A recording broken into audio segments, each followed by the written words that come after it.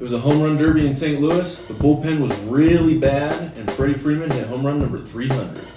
Terrible.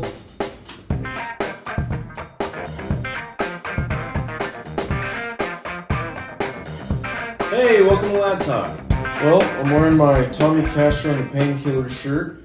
It was pretty painful, Mason. Yeah, not a good series at all. I mean, we were hoping for a win, hoping for at least a tie, but then you lose 3 out of 4. Really bad. The bullpen was really bad. Yeah, they definitely didn't help you at all this series. That's just, I hate to say it, they were terrible. The entire series was bad. It was tough to watch. It really was. It really was. And you know what? We just beat up on the Redbirds last time, but you know what? They're a better team right now. So they definitely showed it. So let's get right into that first game. Do we have to? Unfortunately. Okay, I don't want to. It's a pretty high-scoring game there. It was close until the bottom of the 8th, 9-8 until that 8th inning fell apart. Yeah, and you know what? Like we talked about, the bullpen just couldn't get together, and your lineup gets you 8 runs, and you should be able to win a ball game, but not when you're giving up a double that. It was pretty bad. Urias, his struggles continue in this one. Only 3 innings, gave up 6 runs, 4 home runs in 1 inning. Yeah, that in was the 3rd inning. That was pretty crazy. I mean, they went like back to back, I think once, and then it seemed like they just kept going. They just kept teeing off on him. In that 3rd inning, he was solid till then, and then it was just terrible. So I don't know. I texted you, thought he might have been tipping pitches, but I saw it come out that the Dodgers didn't think he was tipping pitches. He just wasn't making good pitches there. Yeah. Wasn't locating. No, he wasn't. Everything was just over and just right on the money. Yeah. And he's been very susceptible to the home run ball so far this year. So that's not out of the norm for him, but he's been at least able to spread them out. But in this one, did not give up a home run, it seemed like. Yeah, he was either going to give up a home run or give up a home run. So it just seemed like they were just hitting home runs. The bullpen allowing 3 more home runs after he was lifted. 10 runs in total after Julio came out of that ball game. Freddie Freeman, though, on a bright note there, his 300th career home run, hitting that grand slam that kind of closed the gap a little bit and made it exciting there for a little while until that 8th inning fell apart. Yeah, I turned it off, and then I noticed I turned it back on. All of a sudden, the bases are loaded, and Freddie hits a home run. And so good for him, 300 home runs, and you're hoping for a win after that, after coming back within 1, and then just give up 8 more. Freddie, pretty cool milestones there. 1,000 RBIs last year with the Dodgers, and now his 300th home run here. So it's couldn't happen to a better guy. Yeah, he's the nicest guy. He's loved for him. Loved around the league for sure. Max Muncy with a home run. JD Martinez with the 2-run double. Mm-hmm. Julio now going on the 15-day IL with a hamstring strain after that start. So another starting pitcher going down for the Dodgers. Man, you just keep getting bit by the injury bug. I mean, it's been consistent since last year, and it just keeps weighing heavy this year. It's not letting up. On the Cardinals side, you had Adam Wainwright, went 5 2/3, allowing 5 runs on 5 hits. The Cardinals as a team allowing 8 runs total, 9 hits, giving up 4 walks. So the Dodgers had plenty of base runners. Yeah. 7 left on base in that game for the Dodgers. And you know what? It's interesting because they still scored 8, even though they left 7. So I mean, normally when they do that, they're going to win a ball game. But yeah, the bullpen just lost it for them. So we can just prattle on, but nah. And for the Cardinals, 2 home runs apiece for Contreras and for Nolan Gorman. Nolan Gorman's been red hot for the Cardinals, and it showed here in this series. Yeah, he has been, and Contreras really hasn't had like that spectacular season that they were hoping for when they signed him. But I mean, getting two separate 3-run home runs is definitely a good thing. So good for him. That'll help you win a ball game, that's for sure. No kidding. Like we said, the Dodgers 7 left on base in that game. The Cardinals only 3, so they were cashing it in. Yep. And doing what the Dodgers have been unable to do so far this year. Drive in those runs when you get them on base. Nearly 10 digits every time they're leaving guys on base. Every game. This is not good. And it was no different in Friday's game. 12 left on base for the Dodgers in Game 2 of this series. Exactly. Terrible. You can't leave double-digit amount of people on base. You got to get them in. If you expect to win a ball game, if you want to win a ball game, you got to hit them in. There's nothing else to say. You just got to be able to score runs. It's great that they're getting timely hit, let me rephrase. they're getting guys on base, they're not getting timely hitting. So it's good you can get them on base, but you got to cash them in, or else it doesn't really matter. Doesn't matter. And we discussed in our last video, most 2-out runs scored in baseball. Why are you making it that hard on yourselves? Yeah, it's like they're wanting to be the 2-out king. Hey, I'm okay with you being the no-out kings, or even the 1-out kings. You just got to get them in. Come on. Dodgers were able to come away with their only victory in this series in that second game. The Catman, Tony Gonsolin, was good again. Yep. Went 5 innings, allowing just 1 hit, no runs allowed. Still not as efficient as you'd like to see him be. You'd like to see him go more than 5 innings, give that bullpen a rest. They've been heavily taxed. Yeah. And you saw some of the lesser arms in this series, and I think that's why you saw the elevated scoring, other than the fact that the Cardinals are on fire right now. Yeah, I mean, they're one of, if not the hottest team in the National League right now. You know what? When you're throwing minor league guys up there, it's just easier for the guys to hit the ball. And unfortunately, that's just what happened. Mookie Betts 1 for 4 with that 3-run home run for the Dodgers in that game. Freddie Freeman went 2 for 4 in this one, extending his hitting streak. Nice. Miguel Vargas 2 for 5. On the Cardinals side, Nolan Gorman with another hit. He's got a nice little hitting streak going now. He's seen the ball very well. Cardinals unable to score in this one. They left 6 on base compared to the Dodgers 12. This is going to be a theme you're going to see throughout this series. Yeah. Dodgers leaving more guys on base than their opponent. Yeah, I mean, it's been like that all season, it seems. So, especially this series is bad. Moving on to Saturday, Dodgers dropping a close one, 6-5. Oh, that was tough. That's a tough one. Especially at the end, there was some controversy with the strike 3 call on Mookie Betts. It's really going to come down to playing the game. Yeah. You know, as fans, you like to have a scapegoat. You like to blame it on the umpire, which is easy to do, and that definitely was not strike 3. Will Smith had the sac fly the at-bat before. You could argue that he should have walked on a ball outside. Same thing with Mookie. But when you've got the tying run at second base, runners at second and third, nobody out, and you're only able to score 1 run, you got to be able to manufacture those runs, move a guy over. James Outman had the line out before Will Smith hit the sac fly. Hit a ground ball, bring in the run, hit a sac fly. You could easily tie that game. And it comes down to playing the game, and you can blame the umpires all you want. If you don't do the little things and move guys over and drive in runs when it counts, you're not going to win ball games. And you don't deserve the win. I mean, they're professionals. They're professional hitters, especially. So, I mean, they know what they need to do, and they need to do good at. They need to get better at situational hitting. That's for sure. You know what? You got 2 guys on. You got no outs. You don't have to hit a home run. You even have to hit a double. Just get a base hit over somebody's head or hit it in the gap. You know, hit it in the 5-6 hole. You know what? You don't have to be the hero to hit the home run. Just get somebody in. More than 1 run with no outs. Oh my god. And it was definitely a ball, but you know, you like to see Mookie fight off a tough pitch. So many times, I mean, and the Dodgers are the tops in the league at working the walk. But you know what? In a close ball game, when you want to win, fight the ball off. Yeah. Do what you have to do. Don't always try to work the walk. Yeah. Fight the ball off if it's that close. Yeah, and I mean, it wasn't like it was just off the edge. It was probably like 2 balls outside, but I mean, at the same time, you don't just want to leave it in the umpire's hand. You don't want to leave it out of your hands. Especially in the first 2 games, you saw the strike zone wasn't that consistent. Yeah. This umpiring crew did not do a great job. So, like you said, do not leave it in the umpire's hand. Can't do it. Freddie Freeman extending that hit streak, 2 for 3 in this one. Yeah. That moved it to 10 games for Freddie. J.D. Martinez with the 3-run home run. Oh, yeah. Jason Hayward 2 for 4 with an RBI there. Victor Gonzalez with his first clunker of the year. He's been outstanding. Yeah. Gave up that 3-run home run to Nolan Gorman. Yeah, not good. You know what? He's been lights out. He's been like our best and my favorite reliever this season. It was good to get him back, but yeah, just not his best stuff. It's gonna happen, but it just had to be this series. It had to be this game. It'll happen when a team is red hot. Yeah. Dodgers a little bit better with runners in scoring position in this one, 4 for 10. Yeah. Left 5 on base, so Better. a little bit better there. Not double digits at least. Mm-hmm. On the Cardinals side, Miles Michaelis went 7 innings, allowing 3 runs on 6 hits.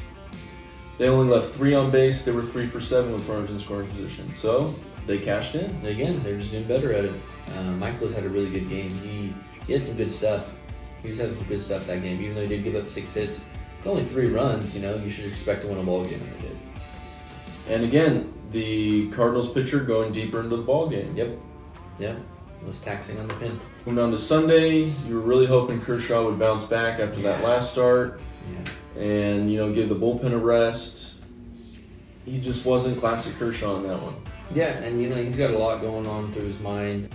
Just before we started this video, he did go on the bereavement list. So he's obviously still got to get through that. So that's still obviously in his mind. So Kershaw only 3 2/3 there, gave up 4 runs on 5 hits. He walked 3, so didn't have that command, and it showed. The bullpen was bad again. 6 runs on 3 2/3 innings pitched, 7 hits. It seems like the bullpen, you've got 3 or 4 guys that can get it done, and everyone else is going to give up at least 2 runs. Yeah. So again, you're hoping for the best, but you're expecting the worst, just because they haven't been, the top bullpen in the league over the last 2 years, like they have been. So this year is just not what we're used to, and that's what sucks. It's just hard to see as a fan because we've been the elite team when it comes to bullpen. And now we're not. So that sucks. Freddie Freeman, 1 for 4, extended his hit streak to 11 games. Right. Over that 11-game hit streak, batting .442 with a .510 on base. Nice. Slugging .837. Nice. That's an OPS of 1.3. He's pretty good. Pretty good baseball. He's pretty good at baseball. Yeah, I'd say so. Freddie likes to hit. Freddie's been steady. He's been steady. He's the guy. He's the guy. JD, 1 for 3 with an RBI. Good for him. David Peralta with an RBI there. James Outman as well. Rookie of the year? Rookie of the year. Rookie of the year. We're going to say it all year long. Yeah, he's just the guy. It's going to happen. He's the guy, too. They got some guys. They got some guys. 6 left on base in this one. 3 for 5 with runners in scoring position. So not as many opportunities, but they were better in those limited opportunities this time. Yeah, it was. We still like it less than 5 left on base, but you know what? I'll take it. When you get them on, you gotta get them in. You gotta get them in if you want to win. You gotta get them in if you want to win. You gotta get them in if you want to win. I like that. Yeah. On the Cardinals side, you had Jack Flaherty, went 4 2/3, 3 runs allowed on 4 hits, 4 walks. Drew Verhagen with the win out of the bullpen. He was very good for the Cardinals. Really Dodgers couldn't figure him out. You had quite a few guys with some good stat lines. Arenado went 3 for 4. Tommy Edman, 3 for 4, drove in a run. Paul DeYoung, he's got 4 RBIs in that game. Oscar Mercado, 3 for 4, 5 RBIs, all driven in with 2 outs. Yeah, he took a page out of the Dodgers book and said, yes, please. So, he did well. And then the Cardinals, 7 for 12 with runners in scoring position in this one. Better. So, just looking through this series, it really came down to driving in runs when you got guys on base, and whether or not the bullpen could put a stop to it. Yeah, and the Cardinals did. They were the better team because of those 2 things only. If we're only considering those 2, they were far better. There's other things that go into it, but yeah, those are 2 big ones. It really did come down to that. Let's close the door and leave it there and never come back. Bye. Let's never come back to this. I never want to go back to this series. That's one to forget. Yeah. And, let's move on. Moving right along. It'll be a clash of 2 first-place teams. The Dodgers, 29-19, game and a half ahead of Arizona. 6-4 over their last 10, taking on the Atlanta Braves. Hot Atlanta. It's probably hot there right now. It's humid, probably. Oh yeah. No thanks. Atlanta hasn't been too hot over their last 10. They're just 4 and 6, but still in first place, and in my opinion, the second best team in the National League. Yeah, they've been the top team along with us, and so it's going to be a fun one. So again, it's a 3-game series, right? Yeah. You got, the fact that we lost 3 out of those 4 from the Cardinals, we got to win the series, no less. We hopefully can sweep them, but we got to win at least 2 out of 3. Got to win. Have to. Yeah, everyone talks about Mets, Padres. It's always been Dodgers, Braves. Yeah, and we've said that for the last 3 or 4 years. They have the track record. You get these big pickups over the winter, but is it really going to play? And it obviously hasn't yet. So hey, kudos to the Dodgers and Braves. Keep it up. And I think it really points to money does not buy championships, Yep. development, and making good decisions, quality decisions wins championships. Absolutely. Braves and Dodgers, great farm systems. You've seen the Braves really, they got Acuna and Albies on very team-friendly deals. Yep. Same thing with Austin Riley. They're MVP caliber players, and they're getting them at a unbelievable rate. Yeah, and Harris won their Rookie of the Year last year, the NL Rookie of the Year. So, I mean, they got the development, like you were saying, and they have the lineup just to keep winning ball games. So, It's going to be a scary team for years to come. Gavin Stone getting the start in Monday's ball game. We've got a rain delay, so haven't gotten started just yet. Hopefully they'll be playing here pretty soon. yeah, still delayed. Gavin Stone had a pretty rough time his first time out against the Phillies, but he looked pretty poised. He looked like he's going to have a pretty good future in the major leagues. Yeah, he's got good stuff, and his stuff plays. It's just, of course, the first time going out, it's going to be nervous, and you don't have the confidence yet, but hopefully you can build some confidence over today. So going for the Braves, it'll be old Chucky Morton, 5-3 with a 2.85 ERA so far this year. He's got that nasty whooper duper. Yeah, he's got good stuff, man. I know we played well against him. I mean, we saw him last year, when he played for the Braves, but I always remember when he played for Tampa Bay in the World Series, and it was, he was just he's phenomenal in the playoffs, and we were still able to get a win off him. So hopefully we can get a win tomorrow, or today. Mookie Betts, lifetime against Morton, 27 at-bats, hitting 296 with a homer. Okay. Freddie Freeman looking to stay hot, 15 at-bats, hitting 533, 2 home runs. Oh, well. Looking to get some revenge against his former team, let him walk away. Yeah. On the Braves side, they haven't seen Gavin Stone, obviously, but Acuna is red hot, MVP-type numbers to start the year. He's hitting 344, 11 home runs, 27 RBI, 18 stolen bases. Of course, he's their guy. So he's well on his way to easily going to get to 2020 season. Yeah. Who knows, possibly a 40-40 candidate if he can stay healthy and continue to steal bases and hit homers at this clip. Could happen. Sean Murphy, the catcher, he's having a great season in his first year in Atlanta. He's hitting 274, 10 home runs, 34 RBI. Good for him. Tuesday's game will be a 4:20 start. Again, Dodgers 5 starting pitchers on the injured list with Urias, Buehler, May, Pepio, and Grove. Terrible. So, Bobby Miller will be making his major league debut, getting the call up. Good for him. And it's going to be a battle of the flamethrowers as he goes up against Spencer Strider for the Braves. Yeah, I mean, they're both going to hit near triple digits. Good luck to Miller. It sucks to have your debut against hot Atlanta. It's going to be, they're going to have to maneuver through that lineup, but you know what? I wish him the best. He's got the stuff. He can play. Oh, yeah. And obviously they think he's ready enough, so we need him. Please do well. My prediction, he's getting everyone in LA a jumbo jack in his major league debut. All right, I like that prediction. That's 10 strikeouts. I wish I lived in LA. I'm hungry. Yeah, why don't you do it for all of Southern California? At least do within a two-hour radius. Yeah. Because, hey, that's us, man. I want a free jumbo jack. Yeah, with the purchase of a large drink. Okay. Jack and This episode is sponsored by Jack. Freddie Freeman, 1 for 3 lifetime against Strider. Will Smith, 2 for 3. Peralta, 1 for 2. So I haven't seen him much. But... Haven't seen him much. All right. Well, he's got good stuff too. So hopefully we can just be consistent and get some good ABs.